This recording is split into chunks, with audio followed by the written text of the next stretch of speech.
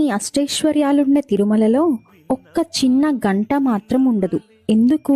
పూర్వం ద్రౌతాంబ అనంతసూరి అనే ఒక దంపతులకు ఇన్ని సంవత్సరాలు అయినా పిల్లలు మాత్రం కలగరు. వారు అత్యంత విష్ణు భక్తులు. వారు చెయ్యని పూజలు వ్రతాలు లేదు. అలా స్వామివారిని సేవించుకుంటూ తిరుమలలోనే బస చేస్తున్న రోజుల్లో గుడి ఆవరణలోనే పడుకున్న ఆ త్రోతాంబకి కలలో ఆ వెంకటేశ్వరుడు ప్రత్యక్షమై ఆ గంటను మింగేయమని చెప్తాడు. త్రోతాంబ అసలు ఆలోచించకుండా ఆ గంటను మింగేస్తుంది. ఉన్నపాటుగా అలా నిద్రలోంచి మెలకువ వచ్చిన త్రోతాంబ ఈ విషయం భర్తతో చెప్పుకుంటుంది. భర్త అయిన అనంతసూరికి కూడా ఇలాంటి కలనే వచ్చిందని తెలుసుకొని ఆశ్చర్యపోతారు. ఉదయం లేచేసరికి గుడిలో అసలు గంటే ఉండదు. ఇది గుడి పెద్దలు చూసి ఆ గంటను వీళ్లే దొంగతనం చేసుంటారు అనుకొని వాళ్ళని ఇబ్బంది పెట్టసాగారు. అప్పుడు వెంకటేశ్వరుడు ఒకరి ధ్యానంలో ప్రత్యక్షమై ఆ గంటను తనే వారికి ప్రసాదించారని, ఆ గంట అంశతో ఒక మహనీయుడు తన గర్భంలో జన్మించబోతారని సెలవిస్తారు. కొద్ది రోజులకే వారి కడుపున ఒక అబ్బాయి జన్మిస్తాడు. ఆయనే రామానుజుల తర్వాత వైష్ణవ సాంప్రదాయాన్ని ముందుకు తీసుకెళ్లిన వేదాంత దైశిక.